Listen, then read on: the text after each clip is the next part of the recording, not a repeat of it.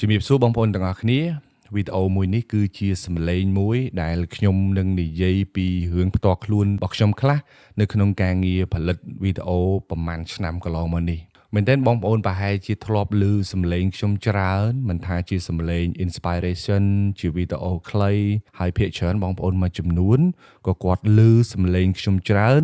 នៅក្នុងការងារជាអ្នកផលិតមាតិកាតាក់ទងជាមួយនឹង sale ហើយនិង marketing និយាយទៅគឺផ្នែកលក់តែម្ដងខ្ញុំចាប់ផ្ដើមធ្វើការងារមួយហ្នឹងតាំងពីឆ្នាំ2018 2019មកហើយខ្ញុំចាប់ផ្ដើមធ្វើ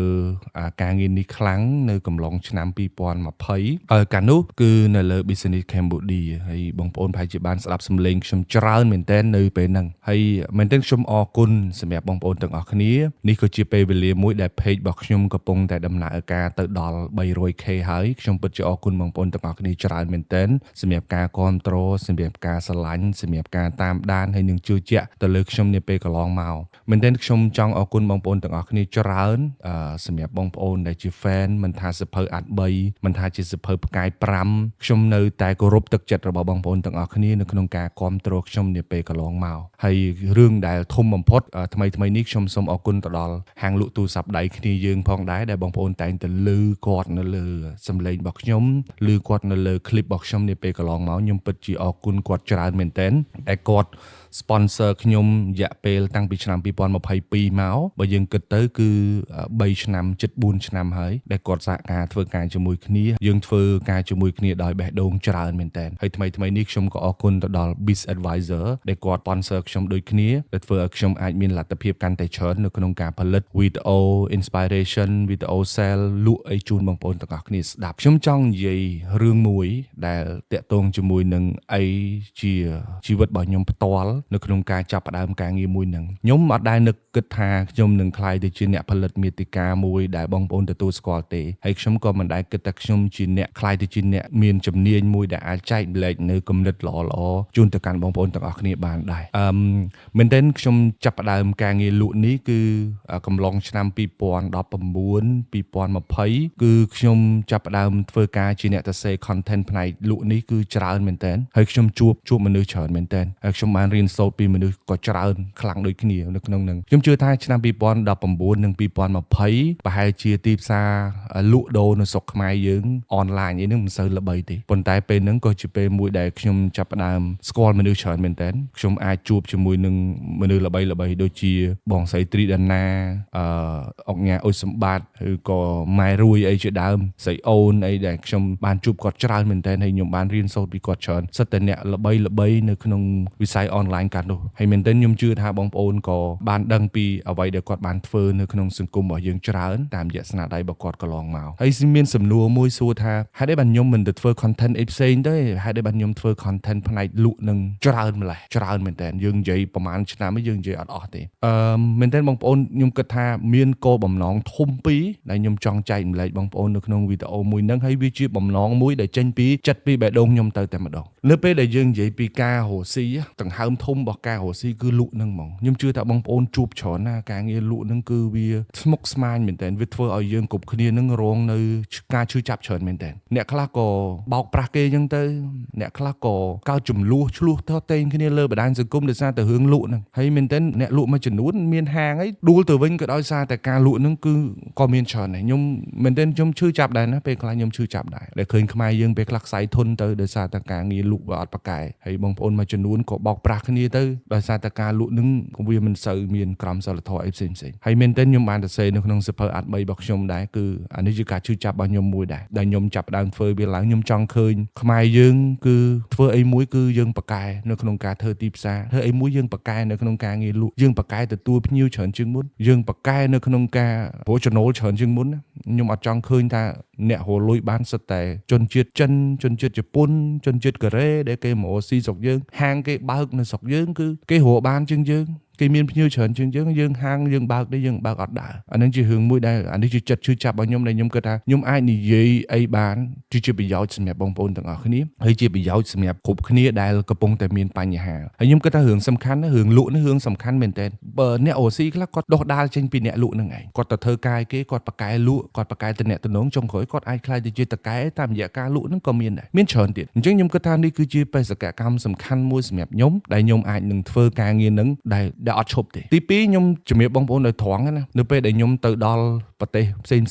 ខ្ញុំធ្លាប់ទៅកូរ៉េខ្ញុំធ្លាប់ទៅចិនខ្ញុំធ្លាប់ទៅប្រទេសថៃខ្ញុំធ្លាប់ទៅប្រទេសវៀតណាមអីផ្សេងនៅពេលដែលយើងចុះជាន់ដីប្រទេសគេភ្លាមមនុស្សដែលយើងឃើញដំបូងហ្នឹងគឺអ្នកលក់ហ្នឹងឯងអ្វីដែលឲ្យបន្ទុកទៅលើជាតិហ្នឹងច្រើនគឺអ្នកលក់ហ្នឹងមកនៅពេលដែលគេចង់ដឹងថាភ្នំពេញសភាពបែបណាមនុស្សភ្នំពេញបែបណាគឺពេលខ្លះមនុស្សចេញពីអ្នកលក់ចេញពីអ្នកផ្ដល់សេវាកម្មហ្នឹងមកវាបង្ហាញអត្តសញ្ញាណខ្លាំងមែនទែនវាជាមុខមាត់របស់យើងខ្លាំងមែនទែននៅពេលដែលគេនិយាយថាមនុស្សរស់រេរាក់ទាក់គេនិយាយទៅដល់ប្រទេសចិនគេនិយាយទៅដល់ប្រទេសវៀតណាមប៉ុន្តែគេមិនដែលនិយាយថាមនុស្សរស់រេរាក់ទាក់មនុស្សនៅស្រុកខ្មែរពេលខ្លះបរទេសមកដល់ស្រុកខ្មែរមានខ្មែរយើងបោកបរទេសក៏មានអញ្ចឹងអាហ្នឹងវាសិតសឹងតែជារឿងមួយដែលវាកើតចេញពីអ្នកផ្ដល់សេវាកម្មយើងកើតចេញពីអ្នកលក់ហ្នឹងឯងអញ្ចឹងខ្ញុំគិតថាអានឹងជាមុខមាត់ធំនៅពេលដែលខ្ញុំអាចមានសម្លេងមួយនិយាយទៅកាន់បងប្អូនមួយចំនួនឬក៏បងប្អូនដែលជាអ្នកផ្ដល់សេវាកម្មបានស្ដាប់ខ្ញុំគិតថាវាជាផ្នែកមួយដែលពេលខ្លះគាត់ដាក់សតិអារម្មណ៍គាត់ថាយើងជាអ្នកផ្ដល់សេវាកម្មគួរធ្វើអត្តចរិតបែបណាហេតុអីបានវាសំខាន់ហេតុអីបានយើងត្រ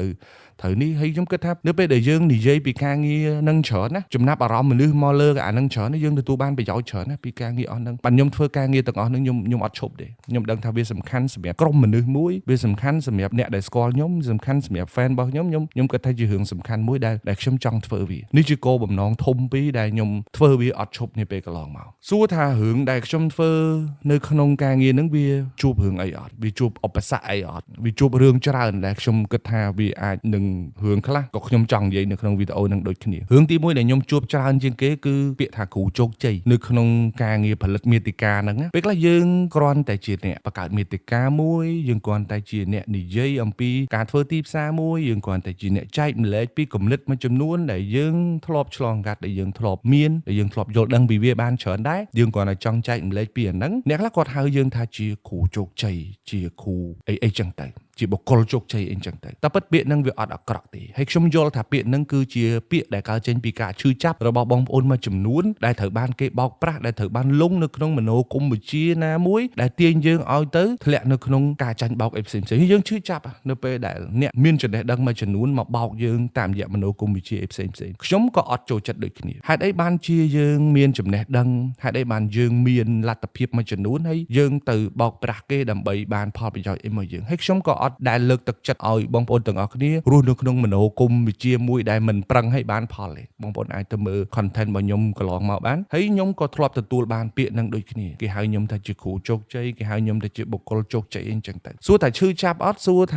ាអត់សប្បាយចិត្តអត់សប្បាយចិត្តនៅឈឺចាប់ដូចគ្នាយើងគ្រាន់តែចែកម្លែកនៅរឿងខ្លះនៅលើបណ្ដាញសង្គមយើងគ្រាន់តែចែកម្លែកនៅសាច់រឿងខ្លះនៅលើបណ្ដាញសង្គមវាទៅជាយើងហ្នឹងបុគ្គលជោគជ័យអីចឹងទៅប៉ុន្តែសំណួរសួរថាអានឹងវាកើតចេញមកពីណាវាកើតចេញមកពីការឈឺចាប់របស់បងប្អូនមួយចំនួនដែលត្រូវបានគេបោកប្រាស់អីចឹងទៅខ្ញុំចង់ឲ្យបងប្អូនមើលកន្លែងហ្នឹងបន្តិចស្អប់បុគ្គលជោគជ័យស្អប់ចោះអត់អីទេប៉ុន្តែកុំភ្លេចរៀនផងយើងរៀនកាន់តែច្រើនគេបោកប្រាស់យើងកាន់តែអត់បាននៅពេលដែលយើងកាន់តែគីឡូយើងកាន់តែធ្ងន់គេបោកប្រាស់យើងកាន់តែអត់បានអាហ្នឹងជារឿងមួយដែលខ្ញុំចង់និយាយនៅក្នុងវីដេអូមួយហ្នឹងពេលខ្លះយើងកុំឲ្យគិតថាឲ្យតែអ្នកនិយាយនៅលើបណ្ដាញសង្គមសិតតែគ្រូជោគជ័យសិតតែបុគ្គលជោគជ័យពេលខ្លះគាត់ចង់ចែកម្លែកឲ្យយើងល្អហើយខ្ញុំខ្លួនឯងផ្ទាល់ក៏ខ្ញុំរៀនពីអ្នកចែកម្លែកបានច្រើនដែរខ្ញុំរៀនពីលោកគ្រូលីហាវខ្ញុំរៀនពីលោកគ្រូសំសម្បត្តិខ្ញុំរៀនពីលោកគ្រូសុមេធារិតខ្ញុំរៀនពីលោកគ្រូឃឹមសុកអីខ្ញុំរៀនបានច្រើនមែនទេខ្ញុំរៀនពីពួកគាត់បានច្រើនមែនទេប៉ុន្តែនៅពេលដែលអ្នកនិយាយនៅលើបណ្ដាញសង្គមអ្នកនិយាយជាសាធារណៈយើងតែងតែហៅគាត់ថាគ្រូជោគជ័យអញ្ចឹងពេលខ្លះទៅមនុស្សឡើងហ៊ាននិយាយអស់ហើយមនុស្សឡើងហ៊ានចែកម្លែកអស់ហើយខ្ញុំជឿថាមានអ្នកបាក់ស្បាតច្រើនមករយៈចុងក្រោយនេះគាត់ឡើងចង់និយាយគាត់ឡើងចង់ចែកម្លែកគាត់ឡើងចង់ធ្វើអីទាំងអស់អញ្ចឹងហើយអ្នកដែលខាតពេលខ្លះអាចជាអ្នក ស្ដាប់ឯលើបណ្ដាញសង្គមយើងឃើញសិតតែមាតិកាដែលមិនល្អមាតិកាដែលបំពុលអីផ្សេងៗយើងឃើញមានច្រើនប៉ុន្តែយើងហេតុអីបានយើងបន្ទុចប្រអាប់អ្នកដែលចែកម្លែកនៅលើបណ្ដាញសង្គមហើយឲ្យពួកគាត់រងនឹងការឈឺចាប់ខ្ញុំយល់ថាវាអាចកើតចេញពីការឈឺចាប់ណាមួយដែលប្រជាជនយើងធ្លាប់ចាញ់បោកគេប៉ុន្តែយើងអាចម៉ៃទាំងអស់គ្នាបានថាសិតតែអញ្ចឹងពេលខ្លះគេចែកម្លែកឲ្យល្អដែរប៉ុន្តែយើងភ្លេចរៀនហើយយើងអត់បានរៀនពីគេយើងម៉ៃថាគ្រប់គ្នាសិតតែអាក្រក់យើងបាត់ឱកាសច្រើនមែនទែននៅក្នុងហ្នឹងខ្ញុំចង់ប្រាប់បងប្អូនទាំងអស់គ្នាថាស្អប់គ្រូជោគជ័យស្អប់ចុះប៉ុន្តែសូមមេត្តាកុំភ្លេចរៀនផងកុំភ្លេចរៀនពីអីមួយដែលយើងគិតថាវាជាប្រយោជន៍សម្រាប់ជីវិតយើងត្រូវរៀនផងហើយបើកចិត្តទទួលកន្លែងនឹងដូចគ្នាយើងអត់ចង់ឃើញសង្គមយើងស្អប់អ្នកចេះដឹងទេយើងអត់ចង់ឃើញសង្គមយើងត្រឡប់ទៅកាន់របប3ឆ្នាំ8ខែ20ថ្ងៃដែលឃើញអ្នកចេះដឹងសិតតែយកទៅកសាងយកទៅអប់រំយកទៅសម្លាប់យើងអត់ចង់ឃើញអញ្ចឹងទេហើយសពថ្ងៃបើសិនជាយើងនៅតែបន្តអាសកម្មភាពអញ្ចឹងមិនយូរទេយើងនឹងមានអារម្មណ៍បែងចែកគ្នាបែបហ្នឹងហ្មងយូរយើងស្អប់ហ្មងអ្នកនិយាយនៅលើបណ្ដាញសង្គមយើងហៅគេថាពួកចេះដឹងពួកបណ្ឌិតពួកជោគជ័យយើងអត់ចង់ឲ្យគាត់និយាយនៅលើបណ្ដាញសង្គមឬក៏យើងពេញចិត្តដែលគាត់ទៅជក់ថ្នាំយើងក៏ពេញចិត្តទៅលើពួកគាត់កាន់ដាវសាមរ៉ៃនៅតាមផ្លូវបង្ហោះម៉ូតូបានយើងពេញចិត្តឬយ៉ាងម៉េចឲ្យតែអ្នកចែកម្លែកនៅលើបណ្ដាញសង្គមយើងអត់ពេញចិត្តទេយើងអត់ត្រូវការអ្នកចេះដឹងទេអាយុគាត់ប៉ុណ្ណឹងអ្នកខ្លះអាយុគាត់20 30ឆ្នាំគាត់ចំណាយពេលមកធ្វើ content ល្អចែកម្លែកយើងហៅគាត់ថាអ្នកជោគជ័យអ្នកចេះដឹងទ្រឹស្ដីអីចឹងតែសំណួរសួរថាយើងចង់ឃើញគាត់ទៅកាន់ដាវឬក៏កាន់សាមរ៉ៃឬក៏ទៅជក់ថ្នាំបានយើងសប្បាយចិត្តឬក៏យ៉ាងម៉េចយើងថ្លឹងកន្លែងហ្នឹងបន្តិចមើលកូនខ្មែរយើងភ្លឹងមានគំនិតស្រាវជ្រាវមានគំនិតចេះដឹងចែកម្លែកនៅរឿងល្អដែលយើងគួរតែស្ដាប់យើងមិនពេញចិត្តអាហ្នឹងឬក៏យើងចង់ឃើញកូនខ្មែរយើងប៉ោឡែនៅក្នុងវ័យមួយហ្នឹងឬក៏យ៉ាងម៉េចអ្នកឃើញប៉ោឡែក៏យើងអត់សប្បាយចិត្តឃើញចេះដឹងក៏យើងអត់សាទរអាហ្នឹងយើងចង់បានអីឲ្យប្រកបមែនតើអានេះជារឿងមួយដែលខ្ញុំក្នុងចិត្តខ្ញុំណាខ្ញុំឆ្ងល់ឃើញអ្នកប៉ោឡែយើងរិះគន់យើងអត់សប្បាយចិត្តទេថាក្មេងនេះប៉ោឡែដល់ឃើញអ្នកត្រឹមត្រូវពេលខ្លះមករិះគន់អ្នកត្រឹមត្រូវនឹងទៀតក៏មានដែរអញ្ចឹងអានេះជាអីមួយដែលខ្ញុំចង់រំលឹកបងប្អូនទាំងអស់គ្នាវិញថាពេលខ្លះទៅការចែកម្លែករបស់គេល្អទេយើងយកមើលទៅកន្លែងណាដែលយើងអាចយកទៅប្រើបានយើងយកទៅប្រើទៅខ្ញុំក៏មិនអះអាងថាខ្ញុំបកកែអត់ខ្ចោះអីដែរមែនទេមានចំណុចខ្លះយើងនៅរៀនសូត្រដូចគ្នាយើងនៅបំពេញបន្ថែមដូចគ្នាទេហើយមែនទេយើងចង់ឃើញស្រុកយើងសម្បូរអ្នករៀនស្រុកយើងមានអ្នកចេះដឹងច្រើនហើយយើងឃើញមួយរយៈចុងក្រោយនេះយើងចាញ់ប្រៀបគេច្រើនណាទៅពេលដែលមានសង្គ្រាមយើងដឹងថាយើងចាញ់ប្រៀបគេច្រើនណាតាំងពីគ្រប់យ៉ាងតាំងពីភាសាអង់គ្លេសតាំងពីអីផ្សេងគឺយើងចាញ់ប្រៀបគេច្រើនណាអញ្ចឹងយើងត្រូវការធនធានបន្ថែមទៀតដើម្បីរៀនឲ្យបានច្រើននៅក្នុងហ្នឹងមែនទេខ្ញុំគិតថានេះជាវីដេអូមួយដែលខ្ញុំអាចនិយាយច្រើនបន្តិចតាក់ទងមួយអីដែលជាពាក្យក្នុងចិត្តរបស់ខ្ញុំណាហើយជាពេលវេលាមួយដែលខ្ញុំគិតថាបងប្អូនអាចនឹងស្ដាប់បាននៅអ្វីដែលខ្ញុំចង់និយាយនៅក្នុងវីដេអូមួយហ្នឹងហើយមែនទេខ្ញុំអរគុណសម្រាប់ប្រហែលឆ្នាំនេះដែលបងប្អូននៅតែបន្តគ្រប់គ្រងអ្នកខ្លះ2ឆ្នាំ3ឆ្នាំអ្នកខ្លះតាំងពីខ្ញុំចាប់ផ្ដើមមកគឺគាត់នៅតែគ្រប់គ្រងរហូតខ្ញុំអរគុណច្រើនមែនទេខ្ញុំអត់ដែលសម័យដែលខ្ញុំខ្លាយជាមនុស្សម្នាក់ដែលចេញទៅក្រៅទៅគេស្គាល់ចេញទៅក្រៅទៅគេទទួលស្គាល់យើងខ្ញុំអត់ដែលសម័យទេបងប្អូនខ្លះគាត់លើកដៃសាពះបងប្អូនខ្លះគាត់អរគុណខ្ញុំសប្បាយចិត្តហើយខ្ញុំចង់ឲ្យបងប្អូនទាំងអស់គ្នារៀនបន្ថែមបងប្អូនទាំងអស់គ្នាស្រាវជ្រាវបន្ថែមមិនថាខ្ញុំមិនថាបងដតីទៀតគឺយើងរៀនកន្លែងណាដែលយើងរៀនបានយើងជាអ្នកលក់យើងស្ដាប់ content លក់ចឹងទៅយើងជាអ្នករកស៊ី online យើងស្ដាប់វីដេអូ online ចឹងទៅយើងធ្វើម៉េចឲ្យសកម្មភាពរៀននឹងវាមានជាបន្តបន្ទាប់ទៀតខ្ញុំចង់ឃើញបែបនឹងច្រើនហើយនេះគឺជាវីដេអូមួយដែលខ្ញុំគិតថាពាក្យក្នុងចិត្តរបស់ខ្ញុំទាំងប្រហែលខ្ញុំអាចនិយាយនៅក្នុងវីដេអូមួយនឹងបានហើយជាពេលមួយល្អហើយខ្ញុំអរគុណសម្រាប់ 300k follower សម្រាប់បងប្អូនទាំងអស់គ្នាដែលតាមដានខ្ញុំនាពេលកន្លងមកហើយសារពីវីដេអូមួយនឹងខ្ញុំមានអត់ច្រើនទេខ្ញុំចង់ឲ្យបងប្អូនទាំងអស់គ្នារៀនហើយលើកទឹកចិត្តមនុស្សដែលគាត់ធ្វើបានល្អមនុស្សដែលគាត់មានចំណេះដឹងនៅក្នុងសង្គមយើងត្រូវការអ្នកចេះដឹងយើងត្រូវការសង្គមយើងល្អជាងនឹងបន្ថែមទៀតហើយយើងស្អប់បុគ្គលណាជារឿងរបស់យើងទេប៉ុន្តែកុំភ្លេចអភិវឌ្ឍខ្លួនឯងជារឿងសំខាន់ខ្ញុំចង់ឃើញបងប្អូនទាំងអស់គ្នាមិនថាប្រភពយើងមកពីណាទេយើងត្រូវការផ្លាស់ប្ដូរយើងត្រូវការផ្លាស់ប្ដូរខ្លួនឯងពីស្ថានភាពមួយទៅស្ថានភាពមួយឲ្យល្អប្រសើរជាងនឹងជាបន្តបន្ទាប់ទៀតខ្ញុំមានតែប៉ុណ្្នឹងទេវីដេអូហើយខ្ញុំនៅតែបន្តធ្វើទៀតតាក់ទងមួយការលក់ខ្ញុំនៅតែបន្តធ្វើហើយខ្ញុំសង្ឃឹមថាវាអាចក្លាយជាប្រយោជន៍មួយដល់បងប្អូនទាំងអស់គ្នាជាពិសេសគឺអ្នកលក់ខ្ញុំចង់ឃើញអ្នកលក់រីកចម្រើនណាស់ខ្ញុំចង់ឃើញទៅកែបគេទៅសើអ្នកកែបល្អទៅសើអ្នកកែបលក់អត់បោកទៅកពតគេទៅសើអ្នកកពតល្អបរទេសចូលមកស្រុកខ្មែរយើងទៅសើ ខ្មែរយើងល្អស្មោះត្រង់ខ្ញុំចង់ឃើញបែបហ្នឹងមែនតើកុំឲ្យស្រាប់តែគេដល់កែបគេថាអ្នកកែបលក់បោកមកដល់ភ្នំពេញគេថាកម្ពុជាលក់បោកកម្ពុជាឈិតគេខ្ញុំអត់ចង់ឃើញអញ្ចឹងទេខ្ញុំចង់ឃើញឲ្យស្រុកយើងល្អច្រើនជាងមុនហើយខ្ញុំជឿថាគ្មានអីជាងការរៀនទេគ្មានអីជាងការផ្លាស់ប្ដូរទេបានយើងអាចទៅមុខបានអញ្ចឹងទេខ្ញុំមានតែប៉ុណ្្នឹងទេខ្ញុំសង្ឃឹមថាបងប្អូនទាំងអស់គ្នារស់ស៊ីមានបាននៅក្នុងឆ្នាំ2026នេះហើយអ្វីដែលខ្ញុំចង់ឃើញបំផុតគឺខ្ញុំចង់ឃើញអ្នកស្ដាប់របស់ខ្ញុំរីកចម្រើនទៅថ្ងៃមុខអរគុណបងប្អូនទាំងអស់គ្នាជូនពរឆ្នាំថ្មីរីករាយឆ្នាំថ្មីទាំងអស់គ្នាជំរាបលាយើងជួបគ្នាបន្តទៀតក្នុងឆ្នាំ2026នេះ